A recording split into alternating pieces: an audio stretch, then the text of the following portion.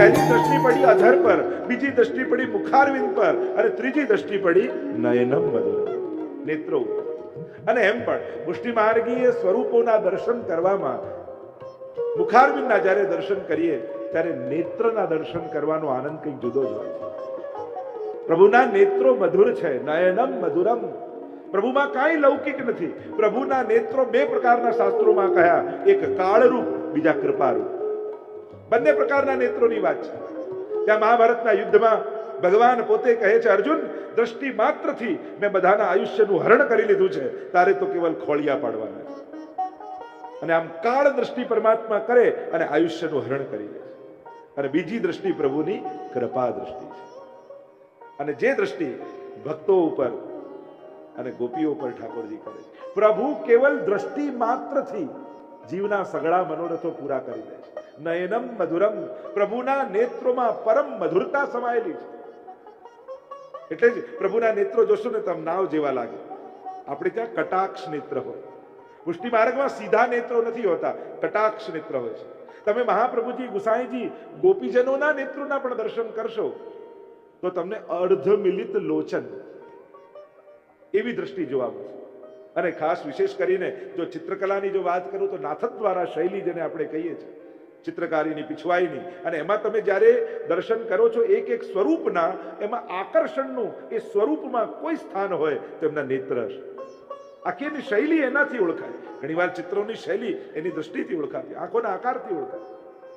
એમ મહાપ્રભુજીના દર્શન કરો, ગુસાઈજીના દર્શન કરો, આપણે ત્યાં ઠાકોરજીના દર્શન કરો, બધાના અર્ધ મિલિત લોચન કહેવામાં આવે છે. સાયં કુંજાલય સ્થાસન ઉપવિલસત સ્વર્ણ પાત્રમ સુદૌતમ રાજદ્યગ્નોપવિતમ પરિતનુ વસનમ ગૌરમમ ભોજ વક્ત્રમ પ્રાણાનાયમ નાસાપુટ નિહિત કરમ કર્ણ રાજત વિમુક્તમ વંદેર ધોન મિલિતાક્ષમ મૃગપદ તિલકમ વિઠ્ઠલેશમ સુકેશમ.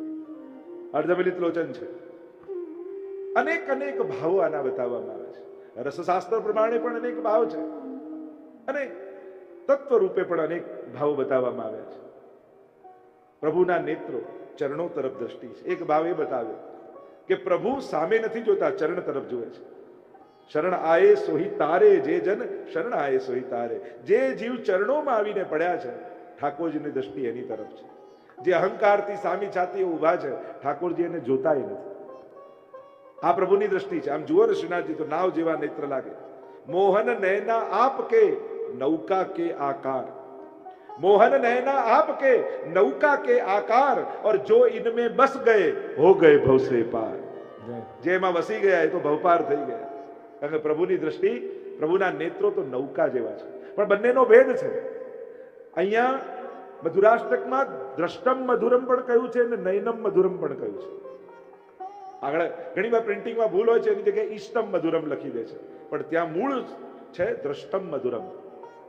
કારણ કે આંખો અને દ્રષ્ટિ બંનેમાં ફરક છે. ઘણાની આંખો સારી હોય પણ નજર સારી ના હોય. આંખો કેવી છે ડોક્ટર પાસે ચેક કરાવીએ, પણ નજર કેવી છે એ તો કોઈ મહાપુરુષ પાસે જઈને કહેવું પડે. લોહીમાં બ્લડ ગ્રુપ કેવું છે કદાચ લેબોરેટરી ચેક કરી આપે, પણ એમાં ખાનદાની કેટલી છે એ તો કોઈ મહાપુરુષ પાસે જઈને ખબર પડે. એટલે બંનેને માધુર્યની વાત કરી છે. નેત્ર અને દ્રષ્ટિ પ્રભુની બંનેની મધુર છે. નેત્રોની અનેક પ્રકારથી ચર્ચા સ્વયં ગોપીજનો પણ કહે છે ને ગોપી ગીતમાં, પ્રભુ આપના નેત્રો મધુર છે. ગોપીઓ તો કહે છે, શરદ ઉદાસય સાધુ જાત સત. શરદ કાળમાં જ્યારે સરોવરો સ્વચ્છ થઈ ગયા હોય, તાજા લાલ કમળો ખીલ્યા હોય, અને એ તાજા ખીલેલા કમળોની લાલીમાં જેને હરી લીધી છે, એવા આપના નેત્ર છે. કમળ જેવા નેત્રો, પણ દ્રષ્ટિ બાણ જેવી છે. કમળ જેવી ઉપમા પ્રભુના નેત્રોને આપવામાં આવી. એ કમળ જેવા નેત્રો, એનાથી બાકી ચિતવન કરી આપ અમારી ઓર નિહારો, ત્યારે અમને એમ લાગે કે આપના નેત્ર નેત્ર નથી પણ બાણ છે. ભ્રમરો ઊંચી કરી અને નેત્ર દ્વારા જેમ કોઈ ખેંચે દોરીને તીર છોડવા માટે, એમ આપ તીર છોડો છો દ્રષ્ટિના અને અમારા હૃદયને વીંધી રહ્યા છો. પ્રભુ, આ અમારો વધ નથી. પ્રભુના નેત્રોને કમળની ઉપમા આપવામાં આવે. એમ તો આપણે ત્યાં વલ્લભાખ્યાનમાં પણ કમળ, ભ્રમર, મીન, કંજન, ચાર ઉપમાઓ આપવામાં આવી છે. પ્રભુના નેત્રો કેવા છે એ કોઈએ કહ્યું કે નૌકા જેવા છે, તારવા વાળા છે. કોઈના ઉપર દ્રષ્ટિ પણ પડે ને, નેત્રો કેવલ પ્રભુ દ્રષ્ટિ કરી દે તો એ ભવપાર ઉતરી જાય. આમ ભવપાર ઉતારવાની નૌકા છે. કોઈએ એમ કહ્યું એ તો કમળ જેવા છે. શૃંગારસ મંડનમાં પણ ગુસાઈજી ઉપમા આપે છે, કમળ જેવા પ્રભુના નેત્રો છે, કમળની પાંખુડીઓ જેવી મોટી મોટી હોય એવા પ્રભુના નેત્રો છે. કારણ કે કમળ કોમળ હોય, શીતલ હોય અને સુંદર હોય. પ્રભુની દ્રષ્ટિ કોમળ છે, પ્રભુની આંખો નેત્રો કોમળ છે, શીતલ છે અને સુંદર છે. આ ત્રણેય લક્ષણો જે કમળમાં હોય એ પ્રભુના નેત્રોમાં બિરાજમાન છે. એટલે જ પ્રભુના મુખારવિંદમાં નેત્રો બહુ જ મહત્વના છે. કોઈના ઘરે પણ જઈએ ને અને મુખારવિંદના દર્શન કરીએ ને નેત્ર પરથી ખબર પડી જાય કે શુદ્ધ પુષ્ટિ માર્ગી સેવા થઈ રહી છે, કે મહાપ્રભુજીની પ્રણાલિકા પ્રમાણની સેવા થઈ રહી છે. કોમળ હોય પ્રભુની દ્રષ્ટિમાં, પ્રભુની આંખોમાં કઠોરતા નથી. ક્યાંય પણ તમે ભાગવત આદિમાં જોશો પ્રભુની આંખોમાં ક્યારેય કઠોરતા નહીં દેખાય, કોમળતા છે. અને એ જ કોમળતા આકર્ષિત કરે છે. શીતલતા છે, પ્રભુની આંખો શીતલ છે. અને તમે દર્શન કરો, દર્શન કરનારને પણ શીતલતાનું દાન કરે. અને પ્રભુની આંખો સુંદર છે. પ્રભુની આંખોમાં 4 રંગ માનવામાં આવ્યા. કીકી કાળી છે, શ્વેત આંખો છે, આગળનો ભાગ લાલાશ જેવો છે અને પાછળના ભાગમાં પીળાશ છે. આ 4 રંગો એટલે કે પ્રભુની આંખોમાં 4 અમૃત બિરાજે છે. એમ આચાર્યો ભક્તોએ કહ્યું. કોટી ચાંચલ્યામૃત, આરુણ્યામૃત, લાવણ્યામૃત અને મંદ હાસ્યામૃત. આ 4 અમૃત પ્રભુની આંખોમાં છે. કોટી ચાંચલ્યામૃત, પ્રભુના નેત્રો અતિશય ચંચલ છે. કાહુસો નૈના જોડે, કાહુસો મુખ મરોરે, મેરો પિય રસિયા રે. એટલે જ એક ઉપમા પ્રભુની આંખોને, નજરને, પ્રભુના નેત્રોને ખંજન પક્ષીની આપવામાં આવી છે. ખંજન પક્ષી, એક પક્ષીનું નામ છે ખંજન, અતિશય ચંચલ હોય. ચાંચલ્ય અમૃત પ્રભુની આંખોમાં. પ્રભુના આંખો સ્થિર નથી, નેત્રો સ્થિર નથી, સતત એક ખંજન પક્ષીની જેમ ચંચલાત્મક છે. એ ચાંચલ્ય અમૃત પ્રભુના નેત્રોમાં છે. સુરદાસજીનો અંતિમ સમય હતો અને ત્યારે જ્યારે પ્રશ્ન કર્યો છે, સુરદાસ ચિત્ત કી વૃત્તિ કહાં હૈ? અને ત્યારે સુરદાસજી પદ ગાય છે, ચંચલ નૈન રૂપ રસ માતે. પ્રભુની દ્રષ્ટિમાં એક ખંજન પક્ષી જેવું ચાંચલ્ય છે. પલ પિંજરા ન સમાતે. એક ઉપમા આપી ચાંચલ્યામૃત. બીજું કોટી લાવણ્યામૃત. પ્રભુની આંખોમાં લાવણ્ય છે, માધુર્ય છે અને શુષ્ક નથી, ભીંજાયેલા છે. ભક્તો, આચાર્યો ને ભગવાન આના નેત્રો હંમેશા ભીંજાયેલા. મહાપુરુષોના ચરણ કઠોર હોય અને આંખો કોમળ હોય. કારણ કે ચરણમાં પરિશ્રમ હોય અને નેત્રોમાં ભીનાશ હોય, કરુણા હોય. નેત્રો ભીનાશ વાળા, લાવણ્યામૃત. ત્રીજું આરુણ્યામૃત. અને પ્રભુના નેત્રોમાં ચોથું લક્ષણ છે મંદ હાસ્યામૃત. આંખો હસતી છે ઠાકોરજી. મંદ હાસ્ય છે પ્રભુના નેત્રોમાં.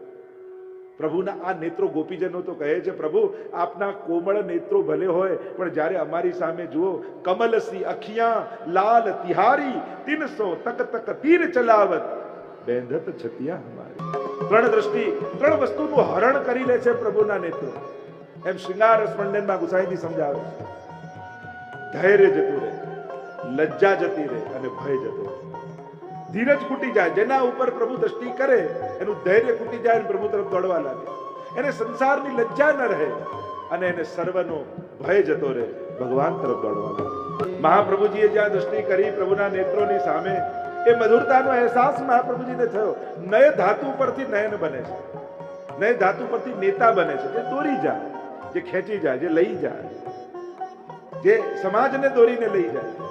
નયન એ પણ જેના ઉપર ઠાકોરજીની દ્રષ્ટિ થાય. એક ગોપી રોજ પ્રતીક્ષા કરે, ઠાકોરજી અહીંયાથી રોજ ગોકુલની ગલીઓથી થઈને પધારે છે પણ ક્યારે મારી સામે દ્રષ્ટિ નથી કરતા.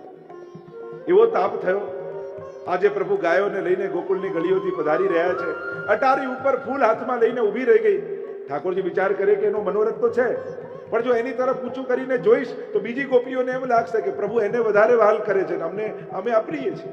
શું કરું? એનો મનોરથ પણ પૂરો થાય અને કોઈને ખબર ન પડે. અને આમ વિચાર કરતા કરતા પ્રભુ ગાયોને વૃંદને લઈને ગોકુળની ગલીઓથી નીકળ્યા. અટારી પર ઊભી રહી ગયેલી એક ગોપી મનમાં પ્રતીક્ષા કરી રહી છે, આજે પ્રભુની દૃષ્ટિ મારા ઉપર છે. પ્રભુ નિકટ આવ્યા, ઘર પાસે આવ્યો, વિચાર કરે કેમ કરીને ઉપર કૃપા દૃષ્ટિ કરું. વિચાર આવ્યો, ગળામાંથી માળા કાઢી પુષ્પની એની ગેંદ બનાવી, જ્યાં ઘર નજીક આવ્યું ને ઉપર ઉછાળી, એની તરફ દ્રષ્ટિએ થઈ ગઈ ને કોઈને ખબર ન પડી.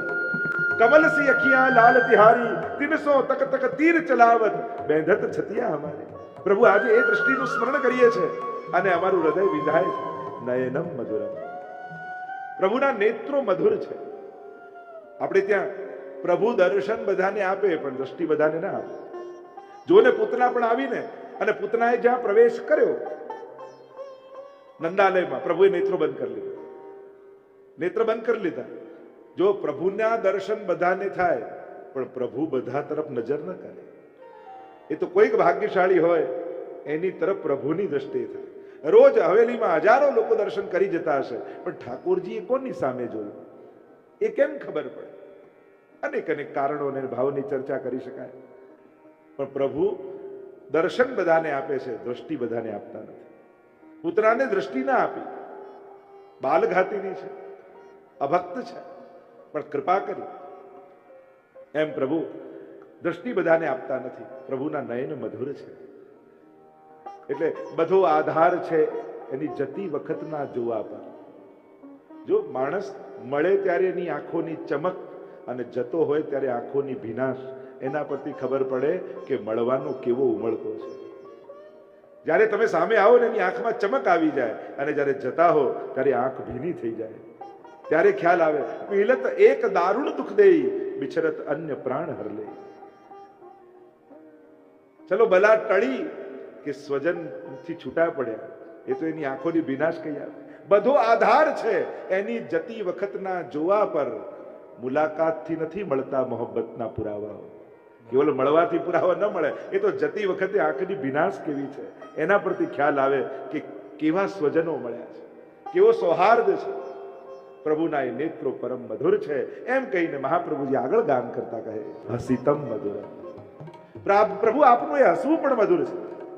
અને પ્રભુનો ચહેરો એવો છે ને, સદાય સ્મિત કરતો રહે છે. જો સાહિત્યમાં તો અનેક પ્રકારના હાસ્યોની ચર્ચા છે, અનેક પ્રકારના હાસ્યોની ચર્ચા, સ્મિતથી લઈ અટ્ટહાસ્ય અને પ્રહસિત સુધીની ચર્ચા છે. આપણે ત્યાં લગભગ 6 પ્રકારના હાસ્યોની વાત કરી છે. સંસ્કૃત સાહિત્ય કે સ્મિત, ઉપહાસ્ય, વિહિત, અટ્ટહાસ્ય, હસિત અને પ્રહસિત, આટલા પ્રકાર આપણે ત્યાં હાસ્યના સાહિત્ય શાસ્ત્રમાં ગયા છે. એ જ હસવામાં ફરક હોય. કોઈ પડી જાય ને તમે હસો અને એક બાળકને રમતો જોઈને હસો, હસવામાં કેટલો ફરક છે. એક મિત્રની સાથે ખળખળાટ હસતા હોય અને દુશ્મનનું પતન જોઈને અટ્ટહાસ્ય કરતા હોઈએ. એ જ હાસ્યના અનેક પ્રકારો આપણા સાહિત્યમાં બતાવવામાં આવે છે. પણ ઠાકોરજી મંદ મંદ સ્મિત કરે છે. ભીષ્મજીને પણ દર્શન આપવા પધાર્યા ત્યારે પણ ઠાકોરજી મંદ મંદ સ્મિત કરી રહ્યા છે. પ્રભુના કીર્તન સાહિત્યમાં પણ અનેક પ્રકારના હાસ્યની વાત છે. તમે અન્ય ભાવોમાં તમે વાત્સલ્ય ભાવ, સાખ્ય ભાવ, માધુર્ય ભાવ, એમાં પણ પ્રભુના હાસ્યના પ્રકાર જુઓ તો અનેક પ્રકારનું હાસ્ય જોવા મળશે. ત્યાં જેમ બાલ ભાવમાં તમે જુઓ, વાત્સલ્ય ભાવમાં યે તેરી યે બાબા નંદ કી, અરે કિલક કિલક કરીને ઠાકોરજી હસી રહ્યા છે. કીર્તન સાહિત્યમાં ઉલ્લેખ છે. એક નાનકડું બાળક જેમ કિલકારીઓ કરતું હોય એવું પ્રભુના હાસ્યનો ઉલ્લેખ છે. બીજું સખાઓની સાથે છાક લીલા કરતા, આપુન હસત હસાવત ગ્વાલિન, વાલનને હસાવી રહ્યા છે. પોતે આરોગે, સખાઓને આરોગે, એમ છીને ઝપટે, ખવડાવે અને આમ કરતા કરતા પ્રભુ સખાઓની સાથે સાખ્ય ભાવનું હાસ્ય કરે છે. એ જ રીતે માધુર્ય ભાવના હાસ્યનું તમે જુઓ. સાંજનો સમય છે, સુંદર કુંજ નિકુંજો સિદ્ધ થઈ છે અને નિકુંજમાં સ્વામીજી સાથે સુવર્ણના સિંહાસન પર ઠાકોરજી બિરાજ્યા છે. શયનનો સમય છે, શયન ભોગ આરોગી લીધો છે પ્રભુએ. એટલામાં લલિતાજી સોનાના કટોરામાં સુંદર દૂધ ઓટેલું સિદ્ધ કરી, બરાસ, બદામ, પિસ્તા, કેસર ઘોળ્યું છે અને સુવર્ણના કટોરામાં લઈને યુગલ સ્વરૂપને પાન કરાવવા માટે પધાર્યા છે. ઠાકોરજી પાસે જાય, પ્રભુને હાસ્ય સૂજ્યું. ઠાકોરજી કે ના, પહેલા સ્વામીજીને આરોગાવો. સ્વામીજી પાસે આવે લલિતાજી તો તુરંત એમ કે ના ના પેલા ઠાકોરજીને આરોગાવો, અને આમ કંઈક હાસી સૂજી ઠાકોરજીને. લલિતાજી ચતુર છે, વિચાર કરે હું ઠાકોરજી પાસે જાઉં તો સ્વામીજીને પાસે મોકલે, સ્વામીજી પાસે આવું તો ઠાકોરજી પાસે મોકલે, શું કરું? વિચાર આવ્યો, સ્વામીજીના હૃદયમાં ઠાકોરજી બિરાજે છે, અને જો સ્વામીજીને પાઉં તો આપમેળે ઠાકોરજી પણ પી લેશે. હસ હસ દૂધ પીવત હે ના. મંગળાના હાસ્યથી લઈને શયન સુધીના હાસ્યની ચર્ચાઓ કીર્તન સાહિત્યમાં છે. દરેક વસ્તુ જોવા જઈએ તો ઘણો સમય લાગી જાય, પણ દરેક મંગળામાં હાસ્યથી લઈ પ્રભુના શયન સુધીના હાસ્યમાં અનેક રસો ઠાકોરજી ઉત્પન્ન કરે છે હાસ્ય દ્વારા. સ્વયં ગોપી ગીતમાં તો ગોપીજનો કહે છે નિજ જનસ્મય ધ્વંસન સ્મિત. પ્રભુ અમારી અંદર મદ આવ્યો છે, આપ અંતર ધ્યાન થઈ ગયા છો, આપે કાંઈ અધિક કરવાનું નથી. નિજ જનસ્મય ધ્વંસન સ્મિત, કેવલ અમારી સામે ઊભા રહી આપે સ્મિત કરવાનું છે. પ્રભુ કહે કેવલ સ્મિત કરવાથી શું થશે? જો સ્મિત કોને કહેવાય? જેમાં દાંત ન દેખાય, ખાલી હોઠ પોળા થાય, એને સ્મિત કહે. જો હાસ્યના પણ અનેક પ્રકાર છે, જો બધું સમજાવવા જાઉં તો ઘણો સમય જાય, પણ આ 6 પ્રકાર જે હાસ્યના કયા છે એની સુંદર ચર્ચાઓ છે. કારણ કે દરેક હસવામાં એક જુદો ભાવ છે, જેને તમે ઇંગ્લિશમાં સ્માઇલ કહો છો ને, કેવલ હોઠ પોળા કરવા, હા સ્મિત. પ્રભુ આપે બીજું કાંઈ કરવાની જરૂર નથી, અમારી સામે સ્મિત કરશો ને તો પ્રભુ કે એનાથી શું થશે? અરે આપનું જે સ્મિત છે ને, નિજ જનસ્મય ધ્વંસન સ્મિત, નિજજનોના અહંકારને ઓગાળી નાખનાર છે. કારણ કે આપના જેવું હાસ્ય આ ત્રિલોકમાં કોઈનું નથી. આપના જેવું કોઈ રૂપ લઈ શકે, વર્ણ લઈ શકે, કેસ ઓળી શકે, શિંગાર ધરી શકે, વસ્ત્ર પહેરી શકે, પણ આપના જેવું હાસ્ય ત્રિલોકમાં કોઈનું નથી. એવો પ્રસંગ પણ કહે છે ને નિત્ય લીલાનો. એકવાર સ્વામીજીએ સખીઓ સાથે રાસ ચોતરા પર મળવાનું નક્કી કર્યું ઠાકોરજી સાથે. અહીંયાથી ઠાકોરજી સખાઓની સાથે આવ્યા, અને અહીંયા સ્વામીજી પોતાની સખીઓ સાથે છે. રાસ ચોતરા પર ભેગા થયા એટલે ઠાકોરજી કહ્યું ચાલો રાસ કરીએ. સ્વામીજી કહે ના, આજે રાસ નથી કરવાનો. તો શું કરવાનું છે? સ્વામીજી કહે આજે એક બીજી રમત રમવાની છે. કઈ? એકબીજાને ઓળખવાની, લુકાછુપી કરીશું. એક જણ સંતાય ને બીજો ઓળખે. શરત 3, કોઈ આ રાસ ચોતરાની બહાર નહીં જાય. બીજું, પહેલાએ જે યુક્તિ કરી એ બીજો નહીં કરે. અને ત્રીજું, એક જ વારમાં ઓળખી લેવાનું. ઠાકોરજીને થયું આ સ્વામીજીને કઈ મજાક સુધી છે? અરે રાસ ચોતરામાં રાસ રમવાનું હોય કે આવી રમત કરવાની હોય? સ્વામીજી કે ના, હું કહું એમ કરો. ચાલો એમ કરો, અમે લોકો નેત્રો બંધ કરીએ ને આપ છુપાઈ જાઓ. સ્વામીજીએ નેત્રો બંધ કર્યા, ગોપીજનોએ નેત્રો બંધ કર્યા, અને કહ્યું પ્રભુ જલ્દી સંતાઈ જાઓ, હમણાં થોડી વારમાં આંખ ખોલીશું, આપ હારી જશો. નેત્રો બંધ તો કર્યા, પણ શરત 3 છે, રાસ ચોતરાની બહાર જવાય નહીં. તો છુપાવું ક્યાં? રાસ ચોતરો આટલો ને આમાં બહાર જવાય નહીં, કેમ કરીને છુપાવું? ત્યારે પ્રભુ એક યુક્તિ કરી. જેટલા સખાઓ હતા એમને આબેહૂબ પોતાના જેવું રૂપ આપી દીધું, બિલકુલ કૃષ્ણ જેવા. એવા જ વસ્ત્ર, એવા જ શિંગાર, એવા જ કેસ, એવું જ મુખારવિંદ, કોઈ ઓળખમાં ના આવે, બધા એક સરખા કૃષ્ણ. અને સ્વામીજીએ નેત્રો ખોલ્યા અને જુએ તો આટલા કૃષ્ણ છે. પોતે શરત રાખી છે કે એક જ વારમાં ઓળખી લેવાના છે, બીજો ચાન્સ તો મળે નહીં. સ્વામીજીએ કહ્યું મારે તો હારવું નથી, આજે તો પ્રભુ પાસે જીતીને જ જઈશ. પણ આમાં કૃષ્ણ એક સરખા ઓળખવા કઈ રીતે? સાચા કૃષ્ણ કોણ? યુક્તિ કરી સ્વામીજી. બધાને કહ્યું કે લાઈનસર ઉભા રહી જાય. બધા ઉભા રહી ગયા. પહેલા પાસે આવ્યા અને સ્વામીજીએ કહ્યું હસીને બતાવો. હસ્યા. બીજા પાસે ગયા અને કહ્યું હસીને બતાવો. હસ્યા. ત્રીજા પાસે ગયા, કહ્યું હસીને બતાવો. એમ કરતા કરતા 11મા પાસે આવ્યા અને કહ્યું હસીને બતાવો. જ્યાં હસ્યા સ્વામીજીએ કહ્યું પ્રભુ બહાર પધારી જાઓ. અને ખરેખર એ જ ઠાકોરજી હતા. ઠાકોરજીએ કહ્યું બધાને એક સરખું રૂપ આપ્યું, એવા જ વસ્ત્ર, એવા જ શિંગાર, એવું જ વસ્ત્ર, એવા જ કેશ, એવા જ મુખારવિંદ. મને ઓળખ્યો કઈ રીતે એટલું મને કહી દો. સ્વામીજીએ કહ્યું બધા આપના જેવું રૂપ લઈ શકે, વસ્ત્રને શણગાર ધરી શકે, પણ આપના જેવું હાસ્ય તો ત્રિલોકમાં કોઈનું નથી. હસીતમ મધુરમ, आपके जैसा हास्य जगत में और किसी का नहीं. जान ही लेनी थी तो पहले ही बता देते, जान ही लेनी थी तो पहले ही बता देते, क्या जरूरत थी मुस्कुराने की. પ્રભુ અમને મારી જ નાખવા હતા તો કહી દેવું હતું ને, આમ હસવાની શું જરૂર હતી? કારણ કે આપ જ્યારે હસો ને ત્યારે અમારા હૃદય વિંધાઈ જાય, અમારું ચિત્ત આપનું થઈ જાય.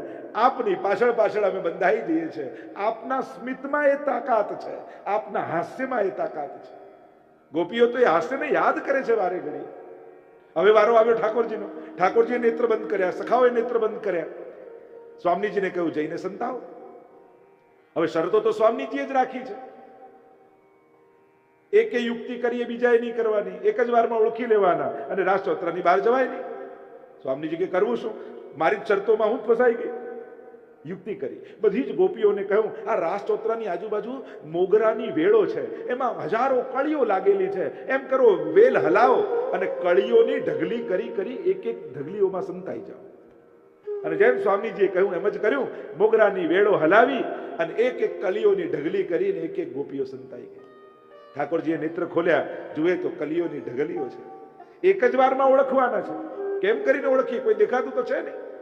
પહેલી ઢગલી, બીજી ઢગલી, ત્રીજી ઢગલી, 11મી ઢગલી પાસે પ્રભુ ગયા અને ધીમે રહીને બોલ્યા કે રાધાજુ બહાર પધારો. અને ખરેખર ઢગલીમાંથી રાધાજી જ નીકળે.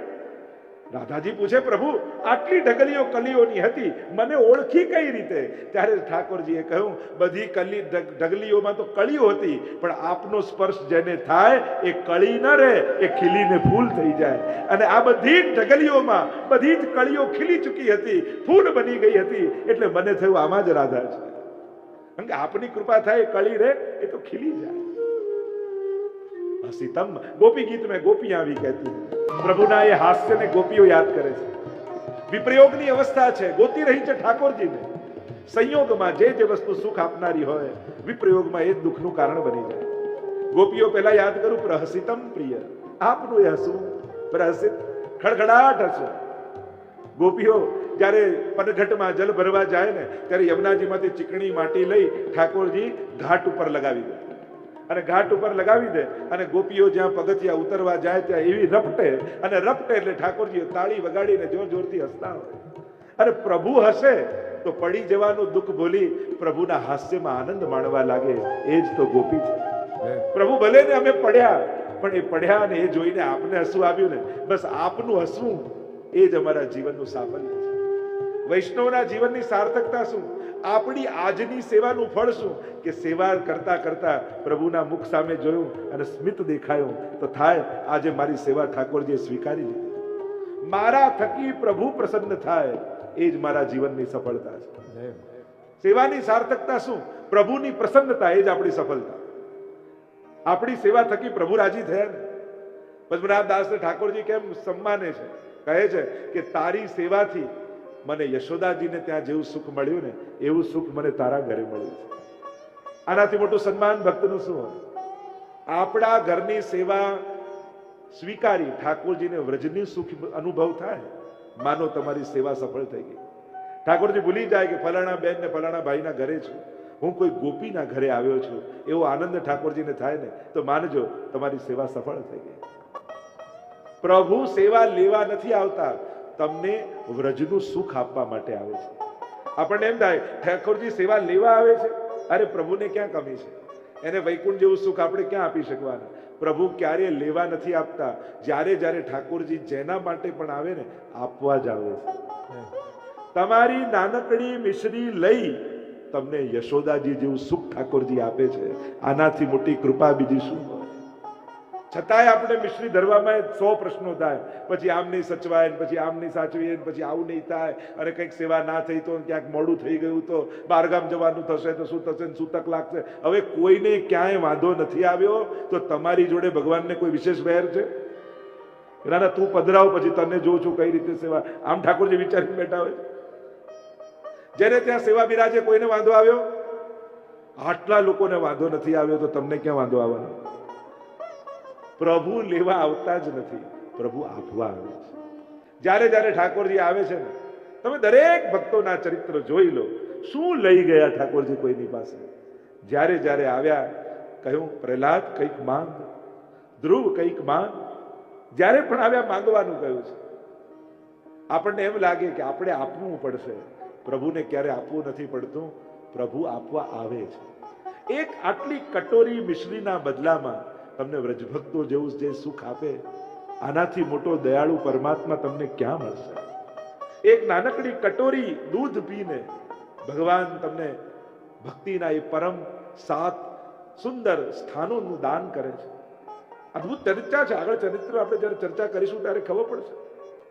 એક 2x2 ના ખાનામાં બેસીને તમારા ઘરને જે વૈકુંઠ બનાવી દે છે, વિચાર તો કરો. મેં સેવા પધરાવવા માટે શું શું છોડ્યું એનું લિસ્ટ તો આપણી પાસે હોય છે કે ચલો ઠાકોરજી પધરાવવા માટે એક જુદી જગ્યા કાઢીને આપણે સામગ્રી લાવ્યા અને શિંગાર લાવ્યા, ના લાવ્યા. પ્રભુ માટે આપણે શું શું કર્યું ને છોડ્યું આપણને યાદ છે. પણ આપણા ઘરે આવવા માટે ઠાકોરજીએ વૈકુંઠ છોડ્યું એનો તો વિચાર નથી કરતા આપણે. આપણા ત્યાગ કરતા એનો ત્યાગ મોટો છે. આપણા ઘરે પધરાવવામાં ઠાકોરજીને આપણો ત્યાગ તો કાંઈ નથી, એનો ત્યાગ મોટો છે. વિચાર કરો, તમારી આ પૃથ્વી પરની 10 મિનિટ અને ભગવાનની એ ધામની 10 મિનિટ એટલે કેટલા યુગો વીતી જાય. દેવતાઓના તમે સમયકાળને જુઓ અને મનુષ્યના સમયકાળને જુઓ, ભાગવત પ્રમાણે ગણતરી કરો તો ભગવાનની 1 મિનિટમાં આપણા કેટલા વર્ષો સમાયેલા છે, કેટલા યુગો સમાયેલા છે. બ્રહ્માજીની એક રાત્રિમાં કેટલી ચતુર્યોગીઓ જતી રહે છે. તો આ પ્રકારની ચર્ચાઓ છે. એટલે વૈષ્ણવો, પ્રભુ ક્યારે લેવા નથી આવતા, આપવા આવે છે. તમારી કણિકા લઈ તમને મેરુ પર્વત જેવી કૃપા કરનારા ઠાકોર. રાઈ જીતની સેવા કો ફલ માનત મેરુ સમ. અને આટલા સંકટોની વચ્ચે પણ, આટલું છોડીને પણ તમારા ઘરમાં હંમેશા સ્મિત કરતા કરતા ઠાકોરજી બિરાજતા હોય. હસિતમ મધુરમ.